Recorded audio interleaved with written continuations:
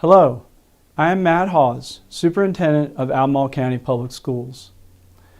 I want to thank you for joining your Albemarle County Public Schools colleagues in accomplishing what very few school divisions in our nation have been able to do. We're unique among school divisions and, for that matter, organizations of any kind for having adopted an anti-racism policy.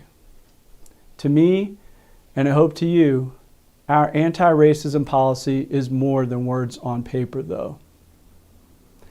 It is a promise we make to one another that every one of us will have the opportunity to fulfill our highest potential. Our policy promises that we will reject all forms of racism as destructive to our values. Our anti-racism policy is reflective of Dr. Martin Luther King Jr.'s philosophy about our relationships with one another. Dr. King once said that whatever affects one of us directly affects all indirectly. I can never be what I ought to be until you are what you ought to be. And you can never be what you ought to be until I am what I ought to be. Structural racism is a thread that has long been woven into the fabric of our nation. It tells us that, as a society, we have long struggled to treat and value and welcome all people with equity in our laws, in our national and local civic programs for advancement, and ultimately in our success as a community. Just look across our country at different graduation rates for different groups of students, disparate participation in programs meant to benefit all students, racially disparate results on test scores, all the result of individual acts that prejudge students according to their race or ethnic background. The good news is that we can do better, much better. Now, this will not be easy. It's not going to be an easy challenge to meet. It requires at times uncomfortable honesty from each of us.